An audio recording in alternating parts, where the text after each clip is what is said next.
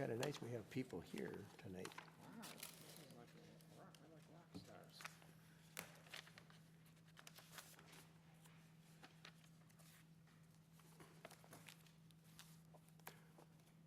Okay, I think we're ready to go. So welcome everyone to our November 19th, 2024 Prior Lake Spring Lake Watershed District monthly meeting. And call this meeting to order, and please stand for the Pledge of Allegiance. I pledge allegiance to the flag of the United States of America and to the republic for which it stands, one nation, under God, indivisible, with liberty and justice for all. Okay, our next item of business is our public comment period. This is a chance for the public to comment on anything that's not on our agenda, because we'll get to that agenda item in a minute or two. But if you have anything on there, if there's anybody in the public wishes to speak to us, we can allow that now. So I think what I see is everybody's here for something on the agenda. So we'll go to our next item, which is a public hearing, a capital improvement project of 200th Street Pond improvements. And I am going to ask that we open up the public hearing for a motion. So moved. Motion by Ben, Second. second by Manager Tofinelli. Any discussion? Okay, all in favor of opening the public hearing, say aye. Aye. Opposed? Motion carried unanimously. So on this project, I think I'm going to turn it over to our project manager, Emily Dick. Yep, thank you, Manager Loney. This project was identified in the process of the Fish Lake Management Plan update in 2023. The goal of that project, the plan update, was to look at projects that could improve water quality in the waters draining to and in Fish Lake. Essentially what is happening here is these ponds used to be located historically near a feedlot. The soils that are accumulated in them are very nutrient rich, as they would be just from the past land use. And so what we'd be looking at doing here is just dredging out those accumulated soils in those pond areas so that when water's traveling through them, it's not carrying those nutrients on into the lake. So the goal is not to change hydrology here, but rather get rid of some historical deposition that is in these ponds. This project was selected to be awarded $30,000 of grant funding through the Watershed-Based Implementation Fund. The total is estimated around $45,000. Scott Soil and Water have been working with us on preliminary landowner outreach and initial advancing this concept. Because it's such a simple design of excavation, we wanted to bring forward in the public hearing process, since we were doing another public hearing today just to streamline that process. But we do anticipate advancing the design with further landowner input. And we are hopeful that we could accomplish this in next year or into the following, with design being refined this winter. So with that, I'll open it up or pass it back to you. Thank you. Is there any questions for Emily from the board? Everybody okay with that? And this is a public hearing, so if anybody wishes to speak on any concerns, come to the podium and state your name and address for the record.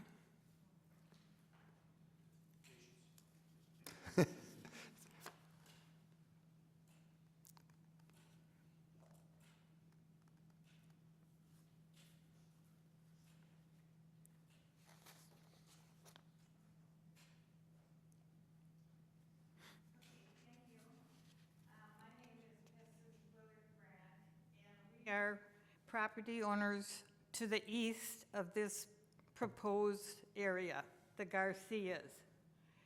And our biggest concern is we have a tile line that runs right along County Road 10 from our property, or from the outlet at Lake Ridge Development. Goes under the road there, then it goes, the tie line goes all the way to the corner almost, under the road where there's a culvert. And then it goes around this people's house, under the road again, on County Road 81, into another low area, which is owned by the Torkelson family. And actually, in my own opinion, I don't think digging out the pond on the south side will do much good, because basically it just gets a little water in it, kind of filters down. And most of the time, if it's enough, it stays there. However, I'm not into water management, so I don't know that much about that part. Okay, I think I got the gist. There's a drain tile along the south line of that property that we're looking at, that Yeah. runs along 10, and then it crosses 81 somewhere, or comes to a culvert, crosses, right? Yeah, some of the tile is probably 12 feet under the ground in that hill part. So we're concerned that this project might disturb our tile lines. Okay, do you have any records of that tile line where it's been placed? What did he say? He asked if you had records where the tile lines were placed. Yeah, we have an easement on the land there. Okay, well, we'll take that into consideration, and when we get into design, we'll probably meet with you and Okay. make sure we get it. It you know- hasn't been totally designed then yet? No, Oh, this is just a okay. public hearing to start the project Okay, moving forward, okay? that's good news. Okay, Thank you. all right, thank you for coming. Appreciate that input, that's very helpful. Okay. And I do see here it says these lands are nutrient-rich. However, we don't have cattle anymore, so there's no manure being placed on the land. And the people before us used to have horses for a while, and they got out of that, and then they rented the land for some summer cattle were in there. But they don't have that no more because it's different people. So I don't think there's that much nutrient-rich property. I'd like to have it checked, actually. Okay, Okay, thank you. all right, thank you. I think the soils there's some soils that we're gonna be excavating that probably have the nutrients in there already, so that's the idea. Is there anybody else who wishes to speak at this public hearing? Anybody else? Okay, I think everybody has spoken. I need a motion to close the public hearing. So moved.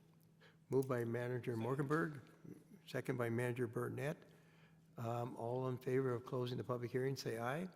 Aye. Opposed? Motion carried unanimously.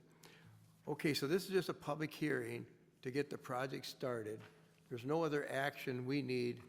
Our action was to take public input, which you gave us. We appreciate that very much. A lot of times we don't get any interest in our projects, but we're glad you're interested. And we will stay in contact with you for the project, make sure you're informed of what's going on, okay? Yep, I'll just add that we are aware that that tile exists, and you may have worked with Scott Schneider in the past, so it's on the radar, and we'll continue to work with you. So, thank you. And you're welcome to stay for the rest of our meeting if you like, so we're going to go on to another public hearing. Okay, our next public hearing is on a Prior Lake Outlet Channel pipelining. And I need a motion to open this public hearing. So moved. Motion by Manager Burnett, second by Manager Tofinelli. I think there's really no discussion here, so all in favor of this motion, say aye. Aye. Opposed? Motion carried. Okay, so now we're going to have a presentation on our Prior Lake outlet channel pipelining. By Emily, you're going to do this one again? Correct, yep. So many of you are familiar with the pipelining project. The goal here is to restore and improve the functionality of our pipe portion of the Prior Lake outlet channel, which is a key flood reduction infrastructure for the district. That pipe is, has been aging and is reaching the end of its lifetime. The district will be proceeding with a technology called cure-in-place pipelining. Essentially, lining is inserted through the existing pipe. It gets inflated up to the existing surface and then hardened, and it leaves a structurally sound new pipe within the pipe. Extends the lifespan a whole nother lifetime of 50 years. We were successful in being awarded grant funds to support that project, $856,000 and $243 and some cents. If my calculations are correct, we will cover 12.9% of the match required, assuming our contribution rate stays the same. That hasn't been set for next year. And that would be $12,300 roughly. So that would be included in the 2025 PLAC budget. And we expect the construction to happen next winter. However, we'll know more when we work with the engineers and bid it out and see when contractors can get it done for a good price. Well, thank you very much for that presentation. Is there any questions for Emily or comments from board members? Manager Boyles. Thanks very much. Where would the $856,243 have come from had the staff not successfully been able to receive a grant from MPCA? A good question. It would have been to the board's discretion and the other cooperators who are contributing to figure out how to fund that. We did look at bonding when we were unsure. There's some other low interest loan programs that the state offers, and then other grant funding. So we weren't sure. Isn't the simple answer the budget? Right? That's the worst answer. Yeah. Yeah. You tried 3 different places. We were on strike 2, and then you got the entire thing. Thanks for looking for that money. You're welcome. Yeah, and I think it's good to have a summary of how we got here tonight. We started out identifying that this pipe is deteriorating, needed some repair. We identified the repair. We hired an engineering company to design a preliminary design, and we needed that preliminary design in order to apply for grant funding with the MPCA, which we did. We were successful in getting. So we do have a good jump on the plans. We don't have final plans. This public hearing is part of the requirements that we have to do to notify the public. We do have a capital project. Now we can move forward after this public hearing to do the final plans and ultimately the final construction of the lining of the pipe. So just wanted to let everybody know the process, how we got here. So it's been a couple-year process to get to this point. So, and it might be a couple more years before we get to the end, but hopefully it'll be quicker than that. This is a public hearing, so if there's anybody who wishes to speak on this issue at this time, please come to the podium and state your name and address and speak. I don't see anybody. Okay, you're okay? You don't want to speak on this one? Okay, good. All right, I need a motion to close the public hearing. So moved. Moved by Manager Boyles, and second by Manager Burnett. All in favor of closing the public hearing at this time, say aye. Aye. Aye. Opposed? Motion carried unanimously, and that public hearing is over. Okay, our next item on the agenda is the approval of the agenda. I don't believe there's any changes from staff on the agenda. Any changes from the board members? Okay, so I'd be looking for a motion to approve. So moved. Moved by Manager Tofinelli. Second. second by Manager Burnett? Yep. Okay, all those in favor of approving the agenda, say aye. Aye. Aye, opposed, say, motion carried unanimously. Okay, so now we're going to go to our old and new business, and our first item is approval of a new CAC member, Aaron Peach, and I believe Danielle is going to do the introductions, being our CAC staff representative. And I Yes, thank you.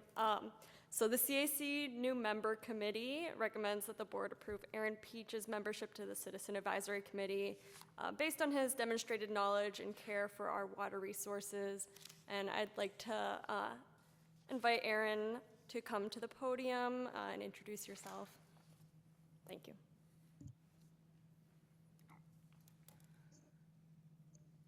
Hello, members of the board. Thank you for having me here today.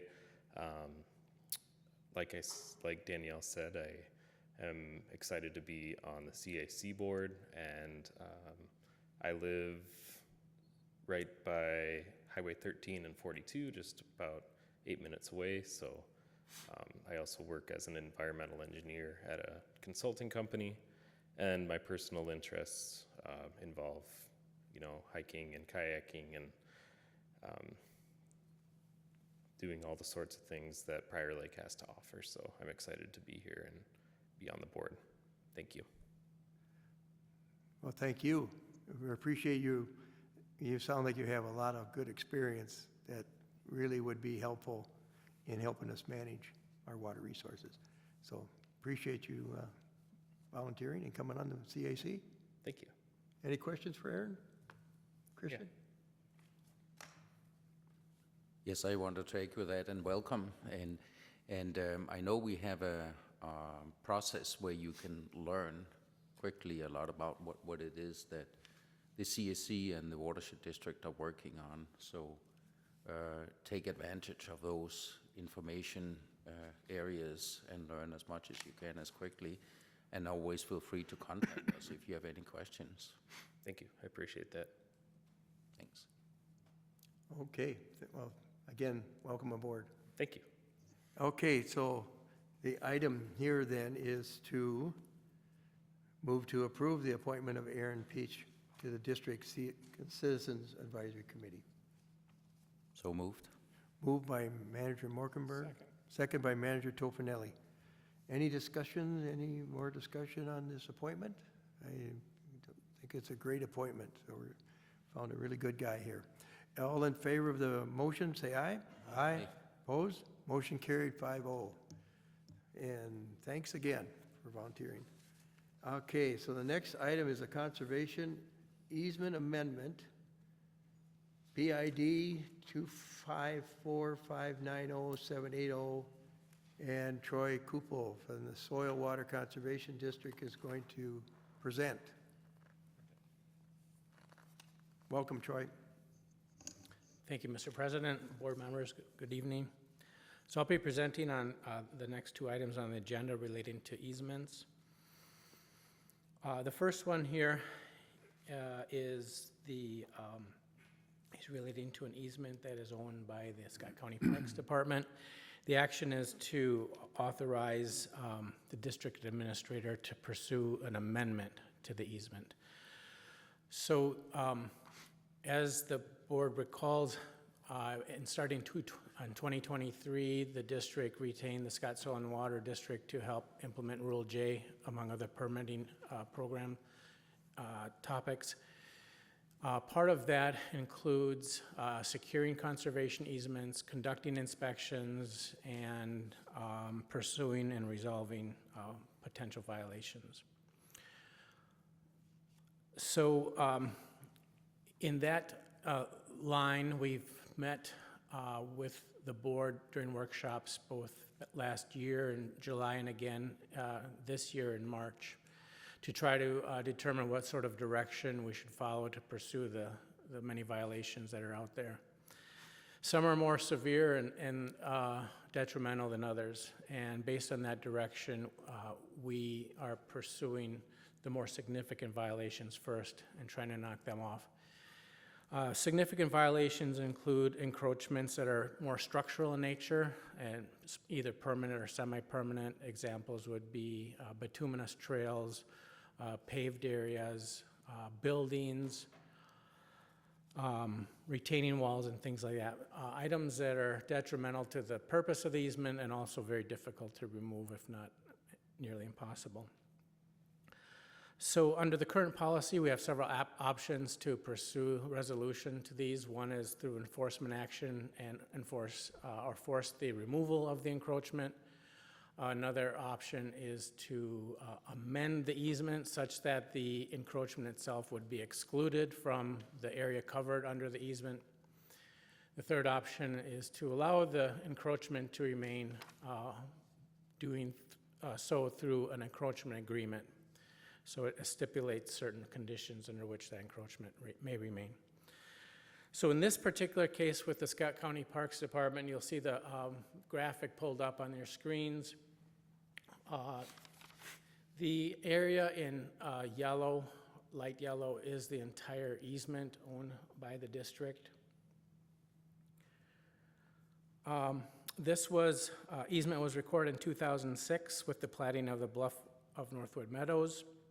In 2017, the Scott County Parks Department extended their trail network in Spring Lake Regional Park to include this section, as you can see, that's encroaching into the easement.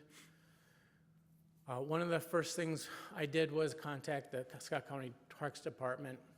The manager of the Parks Department is Patty Freeman. She recollects the project. She was there when it was installed, and recounted to me that there were conversations with the district at the time. But also, in her memory, there was no issue with respect to the trail going through that area, and certainly no requirement to pursue some kind of encroachment agreement or amendment at that time, or any kind of mitigation. So when we brought this to her attention, she was more than willing to work with us to find a resolution. And the resolution we decided on, after consulting with the district administrator, was to actually amend the easement. Now, there's a couple reasons why we wanted to amend the easement versus using any of those other options. One is the trail is pretty much a permanent fixture, so it's not like we have an option to move it out now or likely in the future. Second of all, the easement itself, you can see it occupies the entire area, which is the wetland as well as the buffer that is required for that wetland area. The required buffer in this case is a 30-foot buffer. Per Rule J, the easement should by rights only cover the buffer area. So the inclusion of the entire wetland in the easement is not consistent with the rule. So therefore, amending the easement gives us an opportunity to correct that. And finally, by amending the easement, it reduces any chance for future misunderstanding or confusion about where the easement is and isn't, and what that particular trail means as it pertains to the easement. So, Jeff, if you want to go to the next slide. So as you can see, this is just from the original plat that shows the entire extent of the easement boundary from the surveyor's drawing. And then one more, Jeff. And this is just a close-up of the actual area. You can see in the 2016 photo prior to construction, there's no trail. But then in 2018 photos, and of course the photo you see there is a current photo, but it's very similar to 2018. The trail obviously goes into it. So there was no question that it was an encroachment. So we worked with the county on revising or amending the easement boundary. To help with that, we contacted the county surveyor's department, and they, at no charge to the district, rewrote wrote the revised legal description to describe the new easement area, and provide a drawing. With this new easement boundary and drawing will obviously be the instrument, the easement amendment language itself, which will then be done pursuant to action of the board today. So one more page. So you can see this is a drawing showing where the proposed easement would be. It covers, it's restricted to just the buffer area with some modification. First of all, on the very north end, you'll see the buffer tapers off to a point. And the reason it does that is because there's literally no space between where the trail edges and what the wetland is. So there's no opportunity to even have a buffer in that area. So it would not make sense. It basically would not exist. There is, though, a 3-foot wide shoulder for the trail, so there is some ground between the paved portion and the wetland, but that's for maintenance. They have to mow that so weeds and brush and whatever don't get, encroach into the trail area. So that's for maintenance purposes. So that represented a loss of a certain area. So in exchange, what we did was we expanded the width of the easement on the very southern end. And you can see it widens out.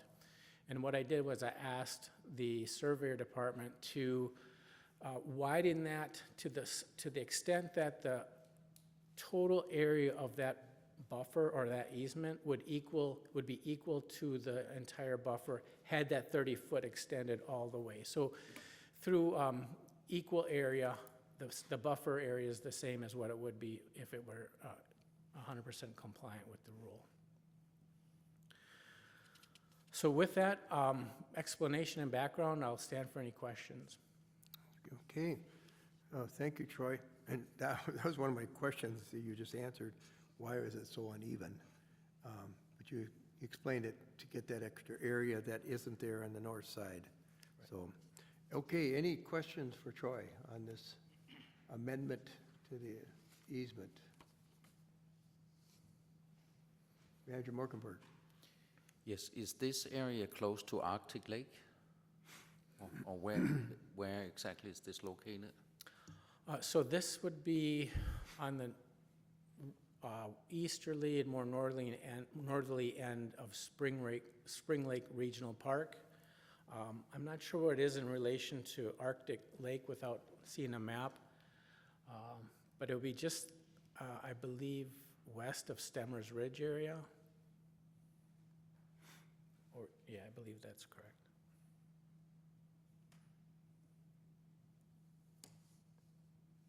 It's in Spring Lake Regional Park, what it is. Correct. Yeah. Correct. Any other questions? Okay. I assume you're ready to move on this item. We need a vote on authorize the district administrator to pursue amending conservation easement document A758596, the Bluffs of Northwood Meadows on parcel ID 254590780, owned by Scott County Parks Department. Anybody want to make that motion? So moved. Motion made, Manager Morkenberg. Second? Second by Manager Burnett. Any discussion on this motion then? Any discussion from anybody? Manager Morkenberg. Yes, so thank you so much for working on these things and taking on the big things first. And I think in this case, this is a good resolution of that and important to get it resolved. So thank you. You're welcome. Yeah, I think it's a good resolution of the, we didn't need that whole area for a buffer, so we're following the rule and making the amendment, so. Okay, any other questions, any more discussion? Not seeing or hearing any, I assume you're ready to vote. All in favor of the motion, say aye. Aye. Opposed? Motion carried, 5-0. And Troy, are you up for the next one too? Yes, Mr. President, I'll cover that one as well. floor is yours. Thank you. So the second easement that we are addressing is number A738855 on a parcel owned by Don and Maureen Kohlenberger. So as I mentioned in the previous item, there are multiple options for the district to pursue. This particular easement is being pursued through an encroachment agreement. We're not amending the easement, we're actually filing an encroachment agreement to allow the encroachment to continue with conditions. So the motion here is to approve that encroachment agreement to the conservation easement for execution by the district administrator.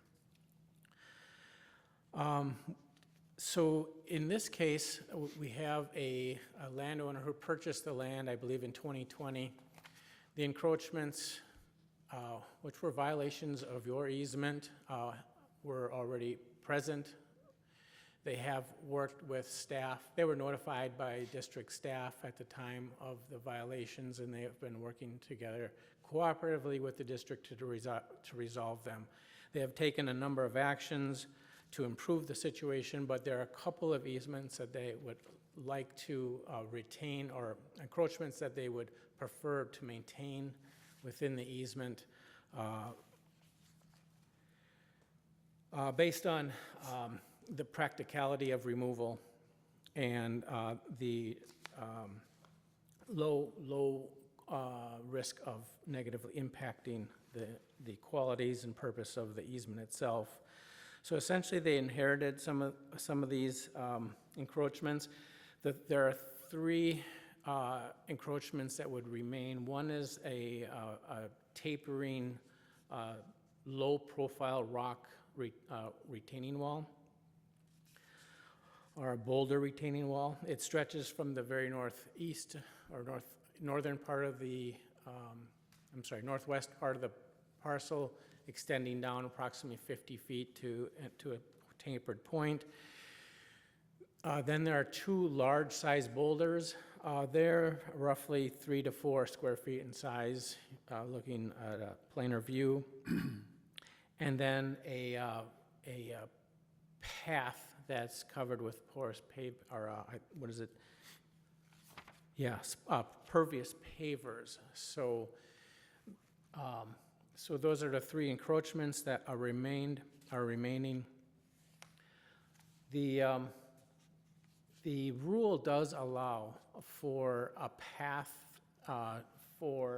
within an easement, a narrow path to access the water resource being protected, but it must normally remain in an unimproved state, so they could, in theory, like mow a path, just so they can access the wetland or water feature that's being protected.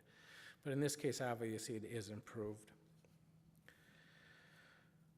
Staff at the Soil and Water have been working back and forth with the Kohlenbergers to reach this agreement.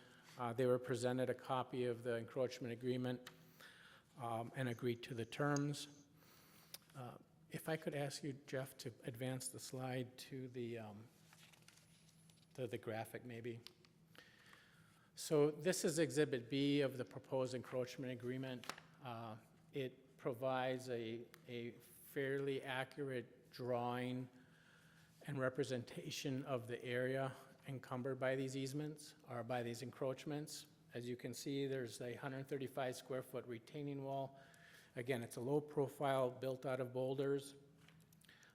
You see the two large boulders there, and then the path, about 38 square feet. The reason that we wanted a drawing such as this, and will in the future, is to be very specific about the aerial extent of these encroachments so that they can be easily recognized and measured and evaluated in the future. So that in case we suspect it being enlarged or changed, we'd be able to have a reference point to make that determination. So the requested action is to approve the encroachment request subject to conditions below, move to delay the decision for more information, or deny the encroachment request. And with that, Mr. Chair, I'll try to stand by for any questions. Okay, thank you, Troy. Any questions on this item for Troy? On the board? I have just one. The preparation of the agreements by our attorney.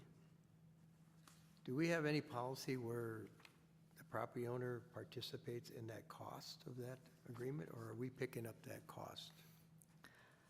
President Loney, in our policy, we do have a mechanism to recover some of the cost. In this situation, because this is the first attempt for us to do an encroachment agreement, and we felt that there was a steep learning curve for district staff and soil and water to understand the process and the mechanisms of putting together an encroachment agreement. We did not request reimbursement from the property owner.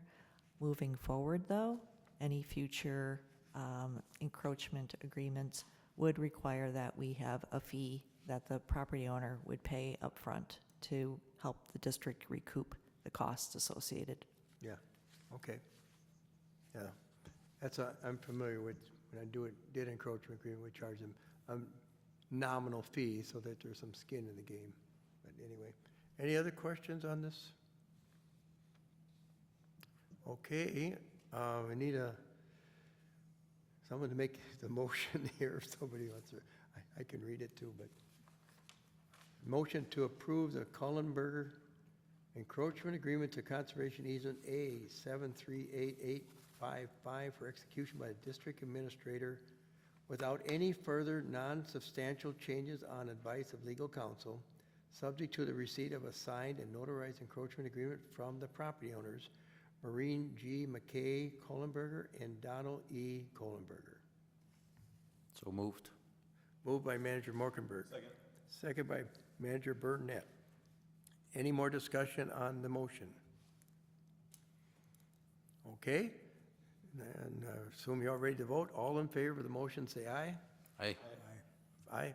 All opposed? Motion carried 5-0. All right, Troy, thank you much. Thank you, you're welcome. 2 down and about a dozen more to go. Thanks, Troy. All right, now we're going to go to our ferric chloride building improvement contractor award. Point of order, we didn't do the programs and projects update. Oh, did we skip that? Yeah, we Looked right skipped past 4.1. Oh, that's right. It's right in front. Okay. Let's go to the programs and project update. Just was on a roll. I know, and we could have got the painful work done. I know. We could have waited a little longer. I know. All right, so for the programs and projects update, November 19th, we're still at the Prior Lake number 2 fire station. Please give us a call or email if you would like to meet in person. Otherwise, we'll be happy to get a hold of you over the phone. For lake levels, the end of summer drought seems to have been recovered a little bit here recently with this rainfall today and yesterday. Lake levels are beneath the outletting stage on both Spring and Prior. Prior is at 901.29, and Spring Lake is at 910.18. So no flow within the Spring Lake connecting channel. Over the course of this year, the district is working to maintain the Prior Lake outlet channel with direction from the Prior Lake outlet channel cooperators. So some of the maintenance activities that we've conducted over the year include contracting with EOR to conduct whole channel vegetation and stability inspections. These happen twice a year, and then there's additional inspections that detail where invasive species occur. EOR and district staff worked to hand pull wild parsnip in segment 1, purple loosestrife, and a whole gamut of other invasive species along segment 7A, where rare flowers are identified. District staff worked weekly and monthly conducting culvert inspections for flow. We removed log jams, beaver dams, and vegetation from the outlet structure. We contracted with Minnesota Native Landscapes to treat garlic mustard in segments 1 and 2. And we worked with Prairie Restorations Incorporated to cut and treat buckthorn in segments 1, 2, 4, and 7. Some of these buckthorn treatments were quite significant in segment 7. So the work done for vegetation maintenance is to keep bank stability at the forefront of how the Prior Lake Outlet Channel operates. And we still have a little bit more of significant buckthorn removals to go. We also have a couple of large log jams that have historically been in heavily wooded areas that we're going to remove. So those are some of the activities that we've done this year. More to come. Overall, the channel's in quite better condition than it was, say, 5 years ago. That through the FEMA bank stabilization efforts, some developments, and continuous vegetation maintenance, the channels is in quite good shape right now.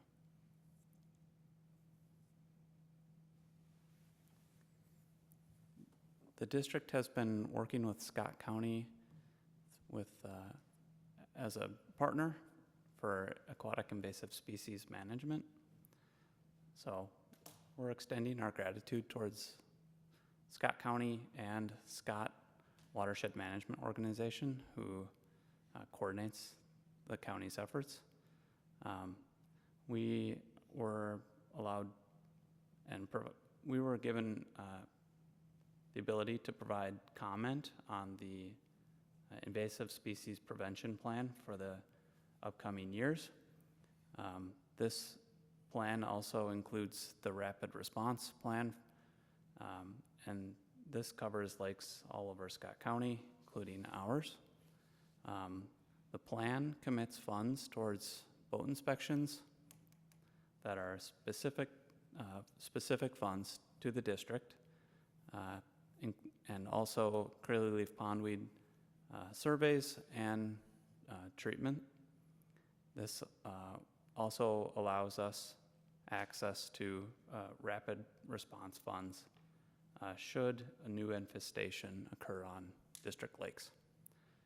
So our partnership is strong, and we're thankful that they coordinate these plans and include the district.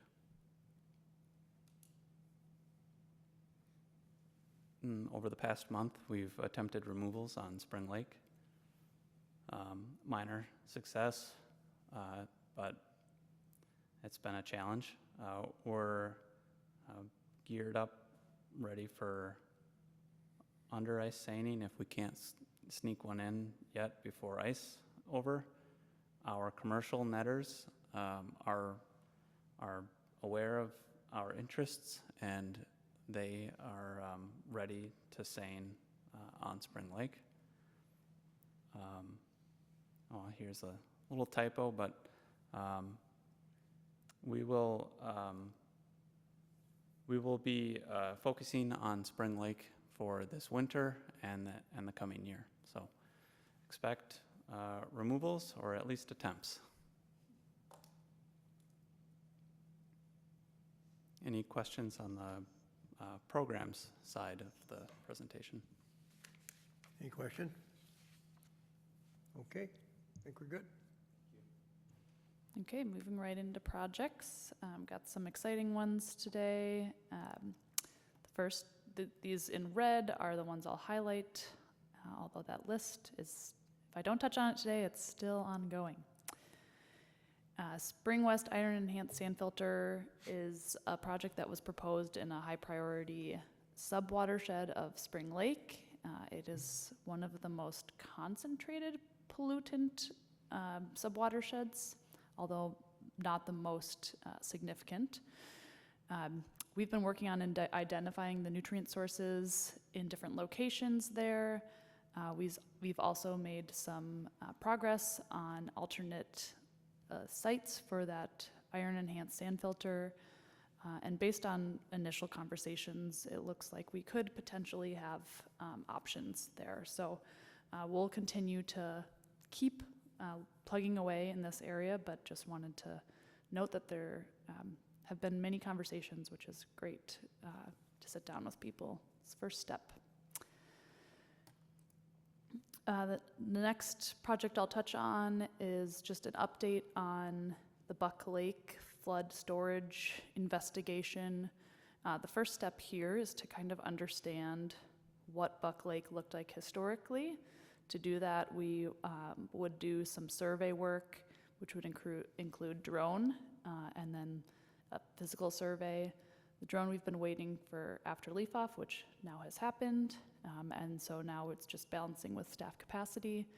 And then based on some access constraints that we've had, gaining access to the area we need with landowner properties, we'll probably be looking at surveying after ice is on the lake. So that'll be winter. Once we have that data, Scott Soil and Water is doing that survey work for us. They'll hand it over to EOR and we'll be able to analyze it and know more. But just wanted to let you know that that's still moving and we're just looking for conditions that allow us to get out there.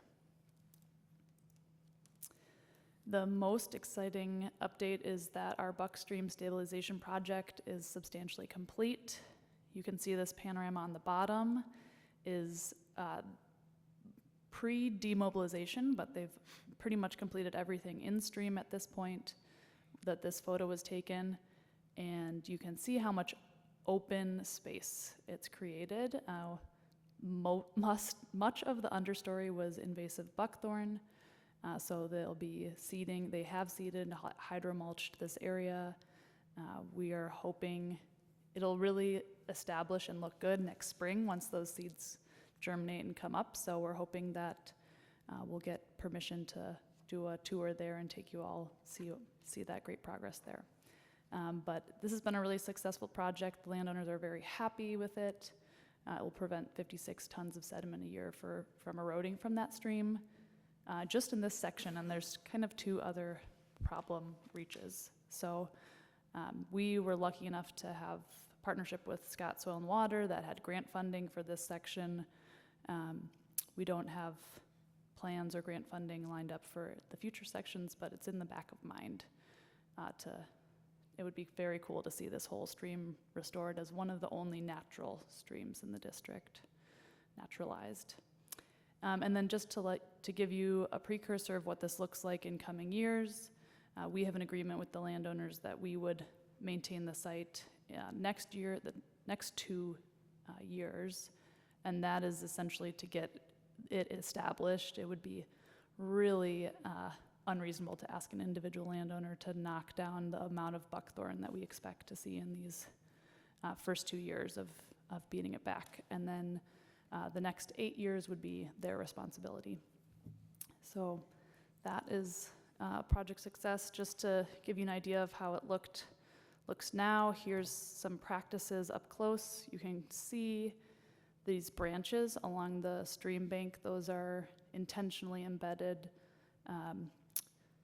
brush logs, they are called, and they are kind of trapping and preventing erosion from the existing bank and trapping things from going downstream. You can see the hillside up to the house here, which is a reference point for the before, which is it's different face around the corner, but you can see the difference here, this really steep slope and just how much vegetation is immediately swallowing in. So really looks a lot different. I know we went out there last summer, so we'll try and get us back there. And with that, any questions? Any questions? Manager Morkenberg. Yes, I just wanted to thank the Soil and Water Conservation District for helping us, identify it and help us fund it. So that's a great example of us working together and putting our resources together to doing a good project. So I hope we'll continue to find more projects like that. Thank you. Okay, we can move on. All right, we're going to move on to item 4.5, which is a ferrochloride building improvement contractor award. And this one has a little twist and turn that we're going to have to discuss, okay? Correct. Emily, are you presenting? I am. Okay. Okay, I have a story here, and it starts with, in 2023, we started looking at our ferric chloride system. We found that there were building and drive updates needed. Some of the infrastructure was aged to its full lifetime. Some of those major parts were the tank needed to be replaced, and to do so means we needed to either cut a hole in a wall or replace the building. That study recommended a garage door and a new tank replacement. As we progressed, last month's board meeting in October, we presented some results from an RFQ with all building and drive improvements in one scope. The quotes we received were higher than expected, and so the board advised that we go back out and take another stab at it. It's a specialized job, and we decided that it would be strategic to requote in two separate scopes. So the drive work would be separate from the building work. Right now I'm talking about the building work, which we received 3 quotes in the second RFQ period. The lowest quote we received at $120,000 was corrected by the contractor, burn, boiler, and mechanical. Due to circumstances with that correction, the update came after their notice of the other quotes. The bid line items were seemingly arbitrarily round numbers, and they hadn't visited the site. The quote and correction seemed to indicate that the quote wasn't as informed as others. Additionally, due to the adjustment and the other quotes prices being above $175,000, which is a threshold for basically what knocks you into a competitive bid process, it wouldn't be advisable to accept the after-the-fact correction of $220,000, which is what burn, boiler, and mechanical has indicated would be their correct quote. It also doesn't honor the purpose of an RFQ process where contractors submit bids that are accurate in good faith. So at this point, I would advise that we have 2 options of how to proceed. One I've kind of deemed in the memo as procedure, and that kind of outlines the process that would be followed with RFQ processes. So it ensures that contractors are held accountable to accurate quotes with a bid bond. In this case, the bid bond is $6,000. And to do that process, what we would do is award to burn, boiler, and mechanical at the $120,000 amount that they quoted. At that point, they've indicated that they would reject the award. However, there is risk that they would accept, and we would have to accept that risk as knowing the type of quote that they submitted, not being as informed as others, or could potentially be perceived that way. And this process could add some complications. Once, however, if they denied, then we would be able to award to Total Mechanical Services, and then at that point, pursue the bid bond for $6,000. So that would be the procedure process, more steps there. The other option would be what I've been calling the direct, which is to award to Total Mechanical Services right off the bat and begin contracting with them. Both ultimately would, in theory, end with Total Mechanical Services based on what we've heard from Burn Boiler and Mechanical, but one, the procedure option, obtains a bid bond. We do have Chuck Holtman here as legal counsel for questions. Chuck, if you want to go up to the podium, board members would be happy to take his advice. At this time, staff would recommend the option A or direct. We've provided specific language for motions just to make sure that we, whatever option you choose, we get that language correct. And with that, I'll pass it back over. Okay. All right. You heard Emily's explanation of the bids that came in.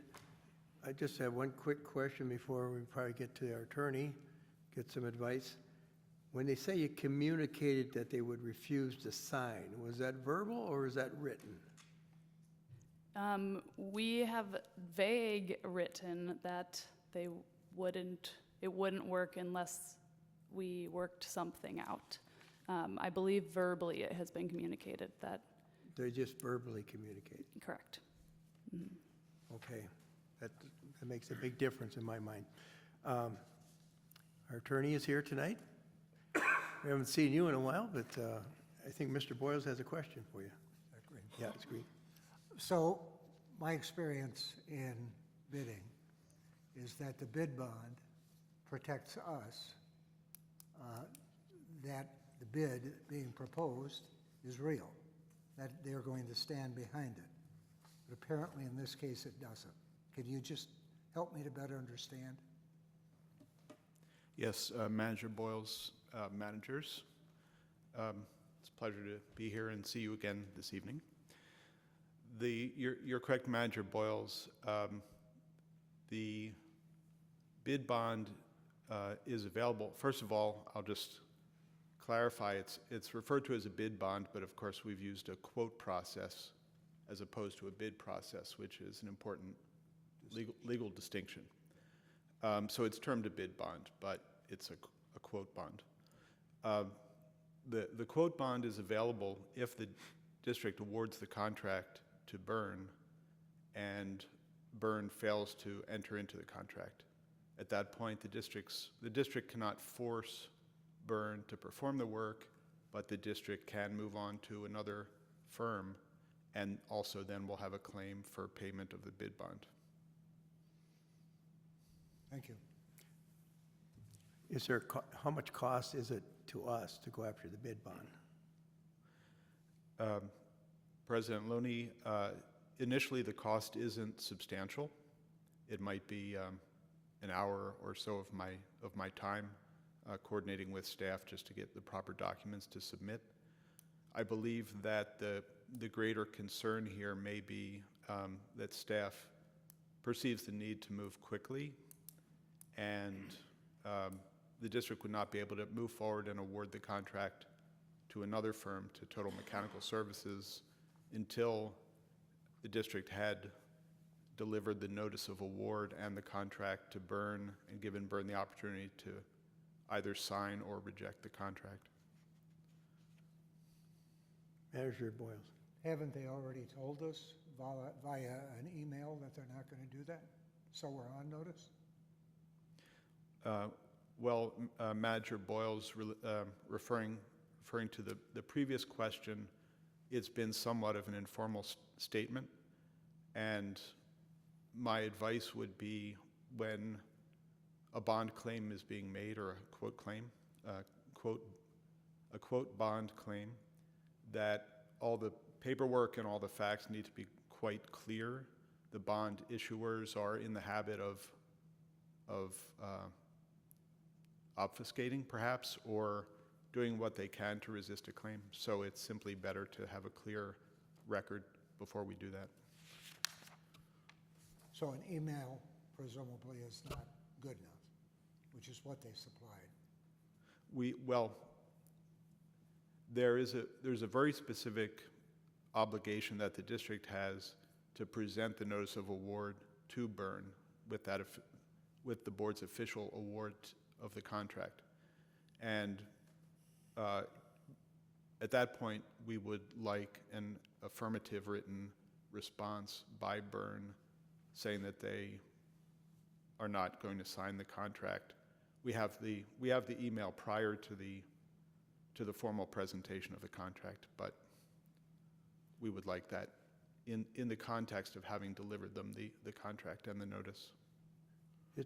One more, please. Yeah. You talked about timeline, that this could be drawn out and therefore delayed. Our funding source and our project may go askew. Is there some sort of deadline? There's, Manager Boyles, there's not a specific deadline in the request for quotes for Byrne to sign the contract and also to provide, you have to provide project bonds as well. There isn't a specific timeline for that. We would expect that Byrne would do that rather quickly, but we would have to wait until that occurred in order to proceed on the quote bond. No standard out there whatsoever? 30 Well, days, 60 days? Absent a specific figure in the request for quotes, there would be a commercially standard or commercially reasonable standard that would be applied. I can't tell you exactly what that would be, but staff has advised that time is of the essence in moving forward with the work.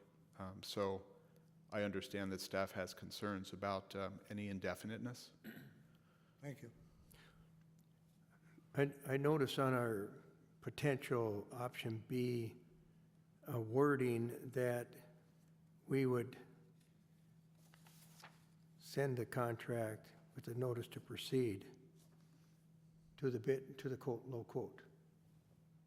And you're saying there's no timeline for them to get back to us? President Loney, managers, that's correct. There's no specific timeline. What option B would, the way option B is phrased, you would make the award to Byrne, and then staff would proceed to send the notice of award. It would then be left to your administrator's discretion, if we don't hear from Byrne immediately, to determine that it was necessary for the district to move forward with the project and to forego looking further at that option and simply award to Total Mechanical Services and proceed. Yeah, Manager Morkenberg. So I have two questions. So one is, am I correct that the staff has recommended that we award this to TMS for the different reasons you discussed? Correct. Yep. And that time is of essence, and we discussed at our last board meeting, that is correct. I agree with that. So is there any reason why we would not award it to TMS?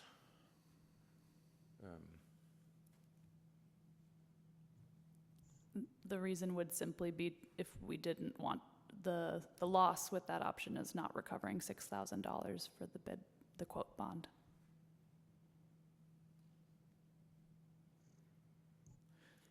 So would we, if we awarded it to TMS, could we lose $6,000? Is that what you're saying? Well, the only way we can get the $6,000 from Byrne Boiler Mechanical is if we award it to them first. Oh. We would have to award it to them, and then they deny or withdraw. Thank you. Councilor Toffenelli. Are we in a position that we are forced to accept one of these three vendors? We're never in that position if you don't want to do the work. It just depends on our timeline. It seemed that we went from US Site Works at $235,223 that included the road. And we've now gone to $234,350 with TMS without the road, adding another 20 do we have any idea why US Site Work didn't just drop off a number and come back with 235 less than what they thought the road was worth? They just dropped out? My sense is, and Carl, you can add from Kyle's interviews, is that US Site Works, they're primarily a dirt works company, and in the first round, they were willing to accept the building work to get the easy dirt work. This round, they were like, great, we can just focus on what we do easily and leave that complicated part to someone else. Thank you.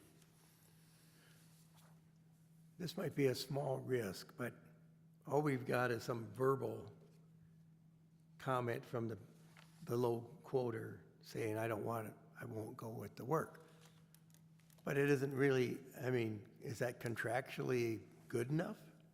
I mean, I'm used to, okay, you want to withdraw your bid, you send me a letter saying you want to withdraw your bid. And they didn't, that's what I'm familiar with. I didn't like the fact. Just to clarify, we do have an email to that extent. Doing an email? Yes. You got a written email then? Okay. So that's pretty sound that we can take that to the bank in order to go to the next. Carl, can you read? Well, The language in the email I have is a little vague. It says they wouldn't negotiate if we couldn't work with them, quote. So it doesn't. Right. They replied that they had an error and that their bid is $220,000, and if we couldn't get to an option for that they would likely pull their bid. President Loney, if I understand your question, if this were a competitive bid process, the district would, in general, be obligated to select the low bidder. In that case, we would need to rest on something affirmative from Byrne withdrawing their bid. In that this was a quote process, the district is not obligated to take the low quote. It can select any of the firms as you wish. So if your judgment is to simply go with Total Mechanical Services, you can simply do that without any action by Byrne withdrawing their quote. Okay. Any other questions for the attorney on this? Anybody? It just seemed like on the quoting process here, I know what you're saying, we don't have to hold. I mean, I'm used to the bid process where you either accept the low bid or you reject all bids. You don't have a choice. You can't go to the second bidder. Is that right, Frank? Is that what you're used to? That's how I understood it. Yeah. So, okay, I think if there's no more questions for the attorney, bring it back to the board here for discussion. We have option A or we have option B. And option A, we would consider awarding to Total Mechanical Services and authorize the administrator to move forward on that. Option B, we'd award the contract to Byrne Boiler and tell them to sign the contract. If they don't do that, we can then go to the second contract upon them saying that they're not going to sign the contract. Manager Toffenelli.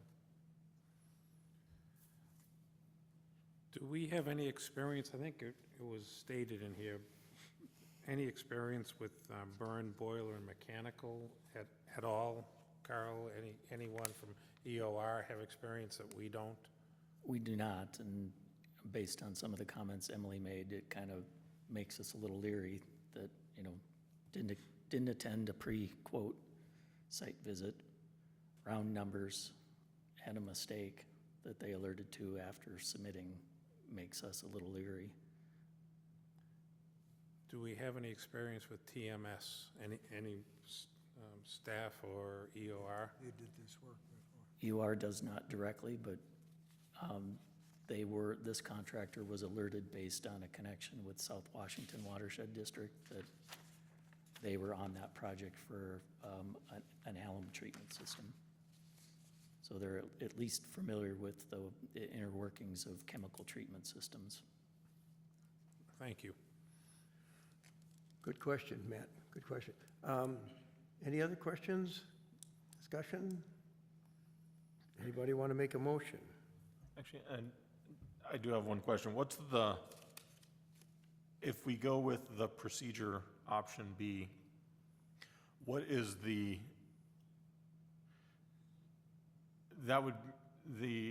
assumption is that the timeline would pretty much, we wouldn't be able to meet the timeline that we had hoped to meet?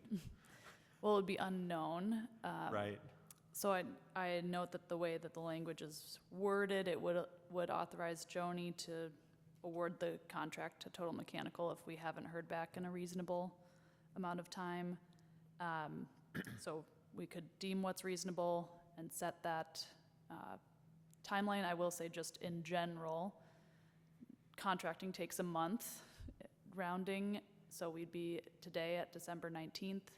The substantial completion is March 31st to avoid interrupting next year's treatment season. So if we want to hold to that schedule, it's already very aggressive for a contractor.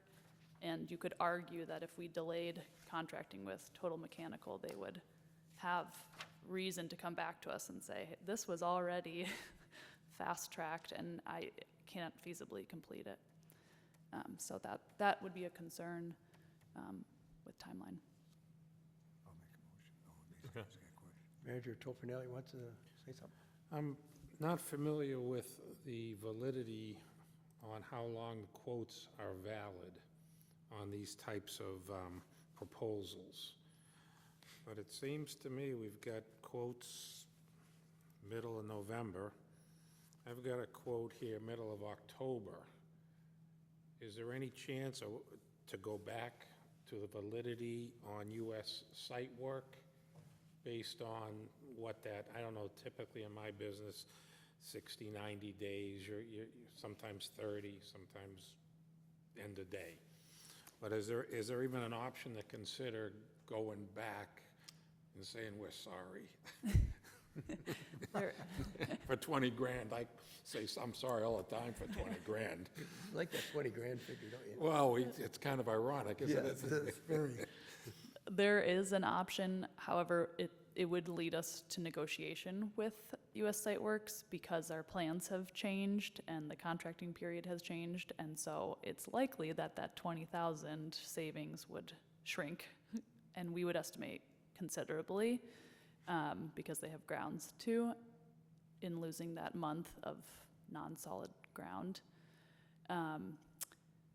The other disadvantage if you lose the price savings of going backwards is now you have a contractor who's not as specialized to these different work items. So if you're gonna end up at around the same price, it's to your benefit to go forward with the two separate contractors. It also just renegotiating, again, impacts timeline. So those are the drawbacks, but it is still potentially viable. Okay, thank you. I just like to understand the options, good or bad. Oh, we were Thank you. tempted. Good question, Matt. Manager Morkenberg. Yes, so I agree with what you say. I like the idea of awarding the contracts to people that have experience working with the particular project. So if we go with, sounds like to me if we went with TMS for the mechanical work, That's what they recommend. which they have experience with. Recommend this one. And we awarded the other one to the company that does the rope work very well. And we have two people that do what they do. And to me, that's worth it. Point of clarification, staff, you were recommending option A? Option A, the direct, yep. All right, that would be to award the contract to Total Mechanical Services.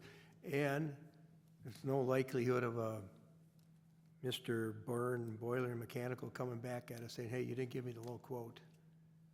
Because we do have, We're not required to. no, we're not required, so there's very little risk here going with the second quoter. Is that correct? I believe I'm stating what you said. President Loney, yes, that's correct. Okay. Matt, you're on, Frank. No, now you're off. Sorry. There you go. I'll move option A, direct, award to TMS. Second. Motion made by Manager Boyles and seconded by Manager Burnett to go with option A. Everything's okay. You want me to read the whole motion? Okay, Ye- for the record? The motion is award the contract to Total Mechanical Services in the amount of $234,350. Authorize the administrator on advice of council to sign the contract, confirm receipt of required contract documents, and issue a notice to proceed. Direct the administrator to manage and return outstanding bid bonds, or quote bonds, whatever you want to call them, on advice of council. Authorize the administrator in her discretion to execute change orders in the aggregate amount up to 10% of the contract price. Any more discussion on that motion? By anybody? Any more discussion? Okay? You're all ready to vote? All in favor of option A, signify by saying aye. Aye. Opposed? Motion carried, 5-0. Okay, thank you, everybody. Is he going to stick around? Go I've ahead. got a question. You're on, Frank. No, you're still on. It seems like a little bit of a trap. We go out here with a $155,000 engineer's estimate, and from that we say it's below 175, so we'll use a less formal process. But what in fact comes back is something over 175. Now we're into formality, but sorry, kids, it's informal. How do we protect ourselves from this situation in the future? Manager Boyles, well, first, the question of the threshold for competitive bid it rests on the engineer's estimate of the project price, and that's explicit language in the statute. And so if the bids come back higher, or if the quotes come back higher, that doesn't put the district in legal jeopardy. It doesn't require that the district go back and redo the process. So basically, it's just a matter of being comfortable that the engineer's estimate is sound and that it's well documented in the record. So our new one will be 176,000, right? No. Just tongue-in-cheek. Yeah, okay. I get where Frank's coming from. I mean, if we had an engineer's estimate 170,000 and the bids came in like 600,000, I think we would be treading some dangerous water. You can't go, I mean, that's like skirting the statutes. You should go with a sealed bid. Either that or you get a different engineer that can bid better. But I understand where Frank's coming from. And I would add that it's not just a question of legal risk, it's also a matter where you do want good ongoing relationships with the firms that tend to do the work that you're seeking. And so the district does have an interest in presenting itself as being fully above board and straightforward. So I'm not at all suggesting that it's a good practice for an engineer to lowball, and there's of course no evidence that the engineer in this case lowballed.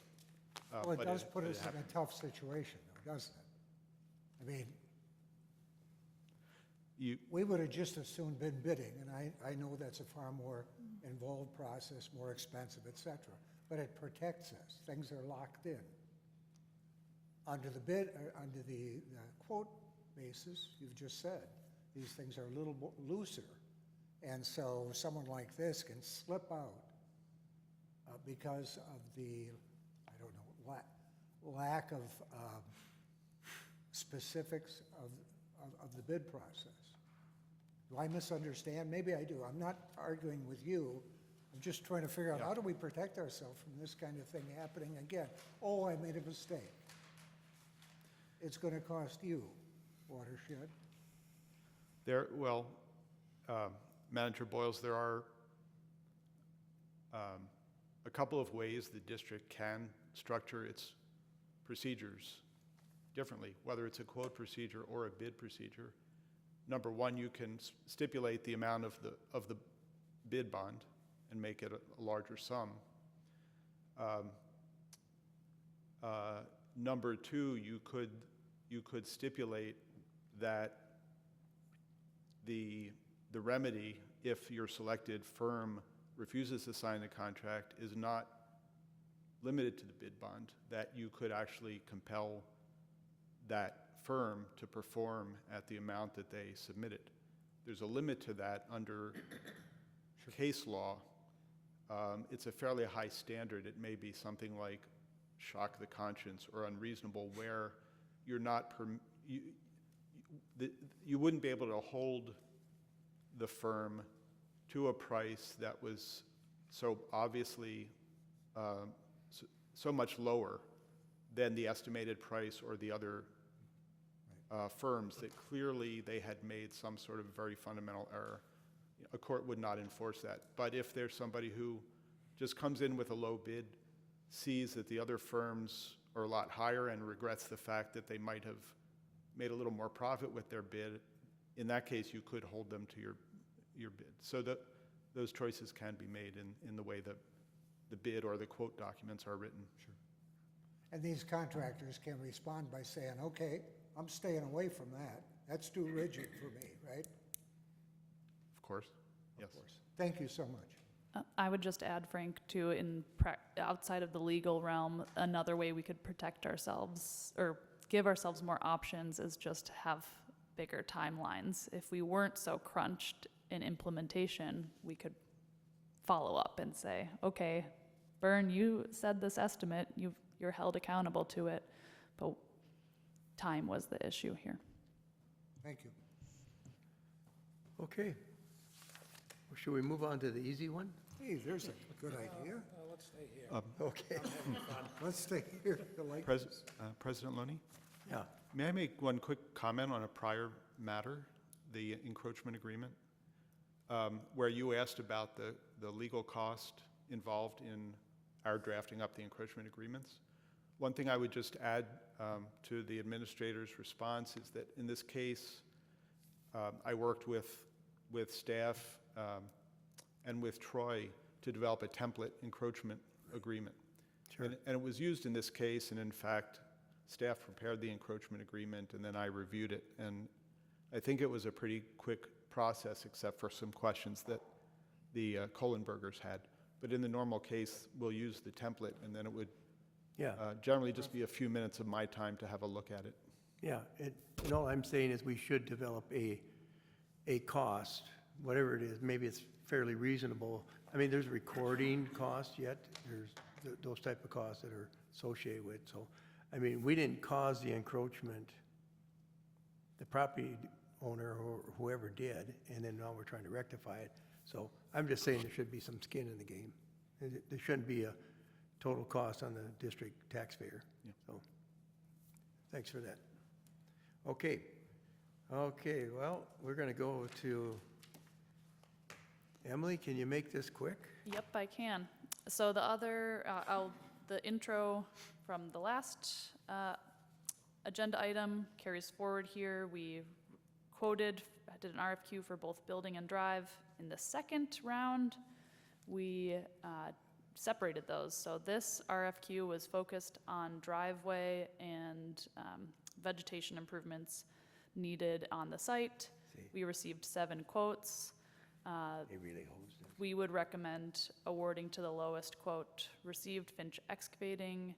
We happened to run into them while they were looking at the site, so we know that they've physically seen the site, and the price is the best price we've got. The according to the RFQ, the substantial completion would be May 31st on this contract. So with that, Okay. hand it back. This contractor wants to go ahead with the work, Yes, as far as we know? Okay. yeah, as far as we know. All right. Any questions for Emily on the presentation? Manager Morkenberg? Nope. Nope. You ready to make a motion? Yes, I make a motion to accept the proposal. Okay. Yep. Second? Motion made by Manager Morkenberg, second by Manager Boyles. I will read the motion, so it's for the record. Motion to approve the contract with Finch Excavating for the construction of ferric chloride drive improvements in the amount not to exceed $20,158.05 for district administrator execution and for any further non-substantial changes on advice of legal counsel, and authorize the district administrator to enter into the change orders in the aggregate amount not to exceed $2,015, 10% of the contract. Not to exceed, I guess, that's NTE. Okay, that's the motion. Any more discussion on the motion? All right, all in favor of the motion, say aye. Aye. Aye. Opposed? No, that motion carries. So I think we're into the treasurer's report right now. Manager Morkenberg? Yes, thank you very much, and to the legal counsel, thank you so much for your assistance. Yeah, and and Emily, thanks for working hard at this, and we might actually have a chance to get the project done in time, which is pretty impressive. So thank you. The treasurer's report is going to be fairly brief today. Here, overall, our district is in good financial standing. We are running slightly over budget for legal expenses, not a lot, but just a little bit. But I think we also have received significantly more legal advice in different levels, and we discussed on what areas we are interested in that going in the future. But in general, our general fund will be at or under budget at the end of the year, so it's in good shape. The implementation fund also is projected to be under the budget at the year end, and currently our cash flow analysis indicate that we should have adequate cash through the middle of 2025. Right now, our available cash is at 67% of our 2024 budget. The cost analysis review, again, it reviews the program staff costs, other overhead costs, and you can also look at the consultant expenses and see the specific percentage or an amount that we pay our different consultants to give you an idea of where we are spending our money. And that's the end of my report. Any questions? Any questions? Okay, sounds good. Thank you. Very good job. Thanks. Okay, so now we're going to go to the consent agenda. And these are items considered one item of business. And I'll read the consent agenda items on meeting minutes of October 15th, 2024 board workshop, meeting minutes of October 15th, 2024 board meeting, the claims list and bank purchase card expenditure summary, and EOR amended scope of work for the ferric chloride site improvements. Need a motion to approve those. Motion by Manager Tofinelli. Second by Manager Burnett. Okay, there's no discussion on the consent agenda. All in favor of the motion, say aye. Aye. Aye. Opposed? Motion carried. And Manager Boyles is going to read us our upcoming meeting and event schedule. I am? That's wonderful. This coming December, our last meeting's coming up of the year, Board of Managers Workshop, will be Tuesday, December 17th, 4 p.m., here in this building at Parkview Conference Center, which is just across the aisle. A regular meeting will be Tuesday the 17th as well at 6 p.m., just as this meeting is in these council chambers. Our CAC will be meeting Thursday, December 19 at 6 p.m. at the Prior Lake Library large meeting room just across the drive. And we wish you all a happy holidays. Yeah. I'm on it, right? Yeah, very good. Thank you. All right, so that brings us to a point of our meeting that's very sad, but we have to adjourn. So anybody want to make a motion to adjourn? Motion to adjourn. Motion by Manager Burnett. Second by Manager Mortenberg. All in favor of adjourning, say aye. Aye. Aye. Nobody opposes. Motion carried. We're done at 7:31. Oofta.